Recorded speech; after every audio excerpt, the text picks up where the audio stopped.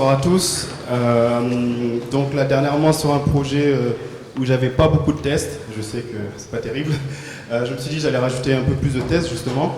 Et j'avais fait un petit peu de AirSpec, un peu de Cucumber, mais ça faisait un moment. Et du coup, je me suis dit, bah, si je refais ça, autant essayer de le faire bien. Donc j'ai commencé à chercher un petit peu, je me suis remis dedans, j'ai vu, quand j'ai commencé à googler un peu, j'ai vu Cucumber, Poltergeist, Capybara, WebRat, etc. Donc, je me suis dit, qu'est-ce que je fais, qu'est-ce que je choisis, etc. Et là, donc, je me suis dit au début, bon, la flemme, on va tester direct en prod, donc très mal, éviter. Et j'ai repensé au talk en fait de Paris RB. Je me suis dit, bah écoute, si je veux creuser un petit peu plus le sujet, autant faire un petit talk. Ça va me forcer en fait à voir un petit peu plus en profondeur et voir ce que je vais utiliser, quoi.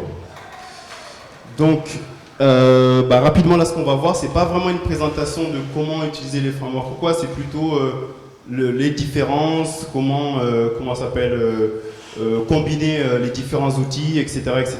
Ok. C'est dégrossir un petit peu la chose, voilà. Certaines personnes qui pourraient se dire, je vais me mettre sur les specs ou les tests ou les features, qu'est-ce que je fais, par quoi je commence, à quoi ça sert, etc. Donc, on va commencer rapidement par les différences entre AirSpec et Cucumber. Donc déjà, au niveau des tests, il y a plusieurs types de tests. Il y a les tests unitaires, unit tests. Il y a les tests donc, qui sont vraiment des tests les plus basiques possibles. On teste généralement une méthode, une fonction, etc. C'est voilà, la base.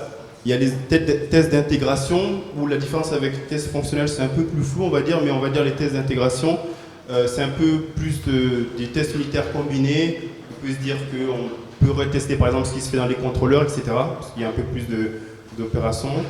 Et les tests fonctionnels, enfin, qui eux, ils vont tester toute une boucle en fait.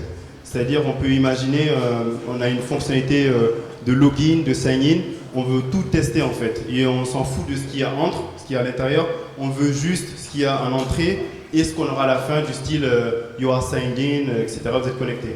Ok. Donc, si on commence par AirSpec rapidement, donc je pense qu'il y en a pas mal qui doivent connaître AirSpec ici. Ça vous permet c'est un framework de testing qui vous permet d'écrire des tests unitaires, d'intégration et fonctionnels. Donc on peut faire tous les types de tests avec AirSpec. Okay. Donc là c'est juste un petit exemple de spec ici sur un modèle. Donc si on passe maintenant à Cucumber, pour ceux qui ont entendu parler, c'est un framework aussi de tests, mais c'est des tests plus fonctionnels ou de plus haut niveau, on va dire. C'est-à-dire c'est des tests que vous allez faire directement en fait dans votre navigateur. Ok. On va le voir après. Il y a des navigateurs qui peuvent se lancer où on exécute vraiment en fait ce qu'un utilisateur lambda ferait à la main, sauf que c'est automatisé par Cucumber. D'accord. Donc c'est beaucoup plus haut niveau. Et en fait, il y a un DSL qu'on va voir juste après, où on a l'impression de vraiment écrire de l'anglais. C'est quelque chose de vraiment lisible pour la partie des features. Donc, c'est ce qu'on voit ici. Par exemple, given an article exist, etc. Là, en fait, ce sont les spécifications qu'on écrit. On peut imaginer les spécifications qu'on écrirait avec un client. Il veut que ce soit comme ci, comme ça, le process, etc. Et une fois qu'on a écrit ces features dans un fichier .feature, la prochaine étape, en fait, c'est d'écrire des steps. C'est-à-dire que avec ce qu'on a écrit, par exemple, si je prends when I visit the list of articles, on va écrire en fait le code Ruby correspondant dans la step à cette ligne dans les features. Okay. Donc, vous vous dites peut-être c'est quoi la différence entre AirSpec et Cucumber qui permettent de tester les fonctionnalités sur votre app. Bah, principalement, c'est sur la lisibilité, on va dire, dans un premier temps, des tests. C'est-à-dire qu'avec Cucumber, surtout avec les features qu'on voit ici, on peut imaginer que un client serait capable, on peut imaginer, j'ai bien dit on peut imaginer, s'il est vraiment impliqué, il est vraiment, on va dire, intéressé par cette partie, il pourrait lire les tests. Alors qu'avec AirSpec, en fait, vous avez moyen aussi de décrire, si vous voulez, ces steps-là, avec d'autres blocs, describe, context, etc. et tout, mais c'est beaucoup moins lisible pour une personne non technique. Ça va vraiment être des tests, c'est ce qu'on voit juste après ici, lequel utiliser. On peut se dire que vraiment AirSpec, si les tests, vous faites une appli, c'est pour vous, les tests, c'est vous qui allez les lire, etc. Vous êtes une personne technique, vous pouvez partir sur AirSpec. Si le client, par magie, il veut s'intéresser dans l'écriture des features, vous pourriez plus utiliser en fait Cucumber. Et donc, moi, ce que j'en pense, c'est que sur l'expérience, on va dire, j'ai utilisé plus AirSpec pour faire les tests unitaires, vraiment sur le modèle, etc., des tests très basiques, unitaires. Et Cucumber, je l'ai plus utilisé sur les tests d'intégration, quand je veux tester une feature complète sur le site. D'accord? Donc, je n'ai pas choisi entre les deux, je prends les deux. Voilà. Après, c'est chacun son envie, ses préférences techniques, on va dire. Donc maintenant, il y en a qui ont dû entendre parler aussi de Capybara, WebRat, etc. Et donc, si on présente rapidement ce que c'est, Capybara, en fait, c'est une librairie en Ruby qui vous permet justement de simuler ce qu'un utilisateur ferait sur l'application. Quand on voyait tout à l'heure les clics sur tel bouton, visite telle page, etc. Là, c'est Capybara, d'accord? Donc, en fait, il peut parler avec plusieurs drivers qu'on va voir juste à suivre. Ces drivers vont permettre en fait de communiquer directement avec le navigateur. Donc, c'est ces drivers-là qu'on va voir par la suite, qui vont permettre de lancer soit Firefox, soit d'autres drivers où on ne voit pas l'interface, comme WebKit, etc. Et donc, généralement, voilà, là on a un exemple ici, qu'on a fill in email, ou si on a click button, là c'est, comment ça s'appelle, la librairie Capybara qu'on utilise pour écrire, en fait, si vous voulez, les steps dans les features. Ok? WebRat, si vous voulez, ça vous permet de faire plus ou moins la même chose. D'accord? Vous pouvez choisir entre Capybara et WebRat. Il vous permet pareil de simuler en fait les actions que ferait un utilisateur sur comment ça s'appelle, son navigateur. Et du coup, là, si on prend la différence entre Capybara et WebRat, j'ai pas vraiment creusé le sujet, mais ce que j'ai vu, c'est que Capybara elle avait l'air quand même beaucoup plus utilisée, beaucoup plus la communauté autour beaucoup plus dynamique. Donc moi, au niveau des choix, je suis plus parti sur Capybara que WebRat. Et donc,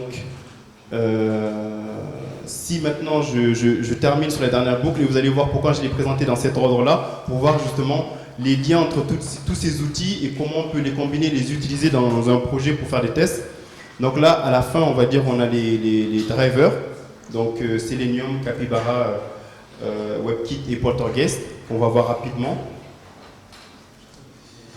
Donc, en fait, lorsque vous avez un projet, si vous avez par exemple, vous partez sur des tests avec Cucumber, donc vous avez Cucumber lorsque vous, comment ça s'appelle, qui est le framework de testing, d'accord, avec lequel on écrivait les features. Ensuite, vous allez choisir si vous voulez un framework, par exemple Capybara ou WebKit, pour simuler les actions des utilisateurs.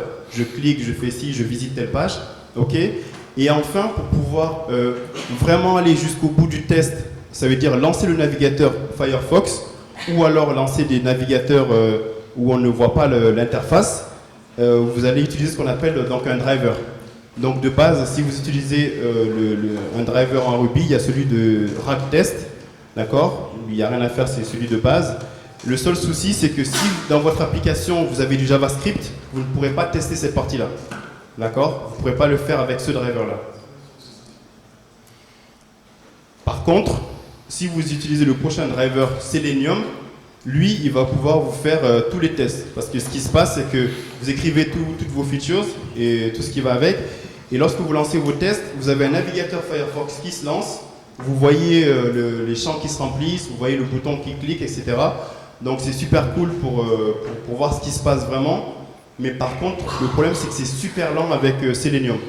D'accord? Parce que vous avez justement le temps passé à vraiment lancer un navigateur et tout ce qui va avec. Donc, si on veut aller un peu plus vite, on peut utiliser deux autres drivers, donc Capybara WebKit. Et là, le principe et la différence avec Selenium qu'on a vu juste avant, c'est que avec Capybara WebKit, on n'a pas besoin de réellement lancer un navigateur. C'est ce qu'on appelle lancer des tests sur on va dire un navigateur headless. C'est juste qu'il n'y a pas d'interface en fait utilisateur. Ok. Et du coup là, vous pouvez tester le JavaScript, vous pouvez tester tout, HTML, CSS sur votre app, et vous pouvez même l'avoir en fait sur un serveur distant où vous avez des tests qui tournent en continu, d'accord, des tests d'intégration en continu. Et sinon, il y avait un autre driver, Poltergeist, c'est un équivalent de Capybara WebKit. Et là, c'est à peu près les mêmes fonctionnalités, vraiment. Je sais pas, il y avait quelques articles que j'avais lus dessus. J'ai l'impression que peut-être Capybara WebKit était peut-être un peu plus rapide que Poltergeist, mais bon, voilà, ça dépend vraiment des cas. On va dire que c'est vraiment équivalent. Là, c'est plus vos préférences techniques. Donc, si on résume tout ça, en fait, si vous voulez, si je la refais, on va dire, vous avez Cucumber ou AirSpec, d'accord, les frameworks de test, et ensuite vous pouvez combiner chacune de ces technologies avec en mettant par exemple Capybara ou WebRat pour les différentes steps, ok. Et ensuite vous pouvez choisir parmi les WebDrivers entre Poltergeist, WebKit ou Selenium pour savoir comment en fait, quel va être le browser qui est utilisé. D'accord? Et donc voilà, là on a un exemple Cucumber avec Capybara. Ok? Ici là c'est un exemple avec AirSpec et Capybara, pareil, parce qu'on utilise beaucoup AirSpec. Par exemple moi j'utilisais beaucoup AirSpec juste pour faire des tests unitaires avec le modèle, mais on peut aussi mixer AirSpec avec Capybara. Et on peut même mixer, j'avais vu ça, donc c'est Cucumber avec AirSpec. Si on veut que dans son Cucumber, les steps, on puisse faire des shoulder matchers, each should, etc. et tout.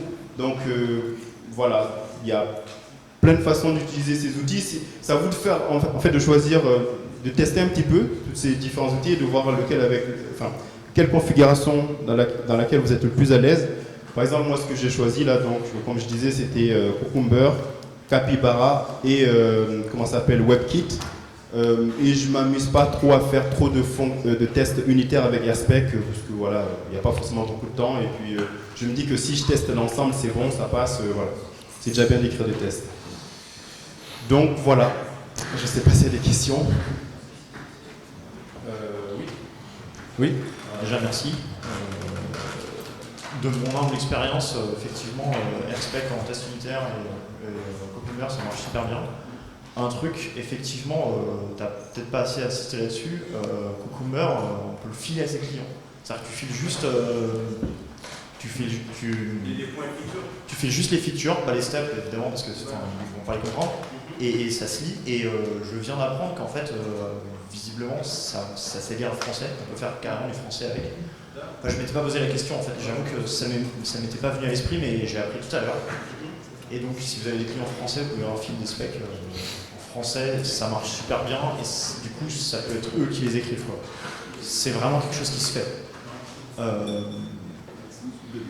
Ensuite, petite question, est-ce que tu as déjà essayé, moi je bosse sur une machine vagrante, et du coup j'ai pas d'X, j'ai rien. Est-ce que ton WebKit, donc headless, d'après ce que j'ai compris, est-ce que ça marche dans ce genre de situation? Ouais, parce qu'il n'y a pas besoin de lancer un vrai navigateur. C'est ça le principe, c'est que tout est fait en fond, quoi. Il n'y a pas un navigateur qui se lance réellement. Donc tu peux le tester sur un serveur distancié. C'est le principe.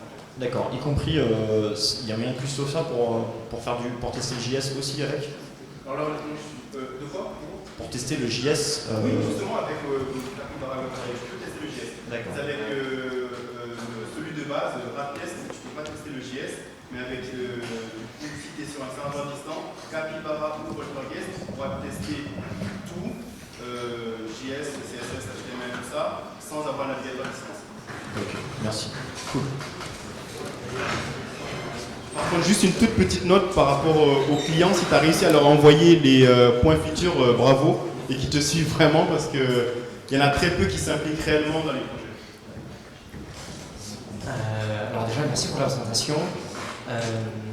J'ai deux petites remarques. La première petite remarque, c'est juste pour l'exhaustivité de la présentation, c'est dommage que tu n'aies pas parlé du framework de test par défaut de Ruby et de Rails, qui est Minitest depuis 1.9, si je ne dis pas de bêtises, qui en fait peut suffire pour une majorité de personnes. Personnellement, je n'ai jamais utilisé AirSpec, même si ça a l'air sympa, mais j'en ai jamais éprouvé le besoin. Donc voilà, c'est bien de savoir que ça existe et qu'on n'a pas forcément besoin d'aller utiliser un outil extérieur comme AirSpec ou Cucumber. La deuxième remarque, c'est plus sur la forme. En fait, tes explications sont très claires et des fois dans tes slides, tu mets beaucoup de texte. Tes explications suffisent. Tes explications suffisent, elles sont très très bien. Donc, tu n'as pas besoin de mettre le texte parce que quand on t'écoute, et du coup, on ne se sent pas obligé de lire le texte. Et juste pour réagir sur la remarque, effectivement, par rapport à Cucumber et le client, si tu as réussi à faire écrire à ton client des tests Cucumber, c'est très bien. Malheureusement, je connais personne qui a réussi à faire ça. Et à la SG, j'ai réussi à obliger les clients à faire. À la SG. Ok, bah, félicitations. Ça arrive, c'est ultra rare, mais du coup, ça donne des clients qui font vraiment leurs tests et qui, du coup, ne peuvent pas arriver ensuite à la livraison et te dire ça marche pas, c'est ça ce que j'avais. Mais du coup, le client, il écrit le test sur un document ou il le lance et il voit les résultats? Moi, en fait, j'avais créé une base de tests Cucumber que j'avais écrit moi-même. C'était ce que je croyais avoir compris. J'ai fait un gros copier-coller dans un Word, j'ai filé ça au client. Elle m'a renvoyé le truc, mis à jour. J'ai corrigé, mais c'était une petite faute. Et ça passe super bien. D'accord. Et du coup, tu as une livraison qui se passe merveilleusement. Ce qui revient en quelque sorte avec un cahier de recettes, tu décris tous tes trucs de l'application. Mais effectivement, il peut y avoir un avantage à le faire lire par Cucumber. Ok, je comprends mieux la remarque. Mais merci pour la presse. Il y a juste une note sur en fait ce qui faisait la différence entre autres entre Capybara WebKit et PhantomJS, etc. C'est Capybara WebKit, pour l'utiliser, en fait, il faut toute la stack Qt fonctionnellement, ce qui est quand même une dépendance assez lourde. Donc du coup, ce qui amène quand même pas mal de facilité. Voilà, en fait, avec PhantomJS, c'est quand même plus light que toute la stack Qt en dessous. Et pour ceux qui veulent faire, en fait, garder AirSpec, mais avoir un petit peu la structure given when then de Cucumber, en fait, il y a AirSpec given qui permet aussi justement d'organiser ces specs AirSpec, mais avec justement cette succession de given when then. Voilà, c'est tout. Merci pour la remarque. Il y a d'autres questions ou remarques ou autres? Ouais, je suis super d'accord avec la remarque juste avant, parce que j'avais commencé avec Selenium, ça marchait super bien, mais c'est super lent. Du coup, je suis passé en WebKit. Ça marchait super bien, mais installer Qt sur sa machine de prod, voilà quoi. Et à la fin, j'utilise Poltergeist. J'ai pas encore eu de gros problèmes. En config, j'ai dû changer quelques trucs, mais j'ai pas eu de gros problèmes, donc je le recommande vraiment. J'avais une remarque, mais j'ai oublié. C'est pas grave, désolé. Il me semble que la différence par contre c'est que PhantomJS, Poltergeist, le driver, est pensé sur plusieurs threads à la fois. Et moi j'ai déjà eu des problèmes de deadlock quand j'ai migré la suite.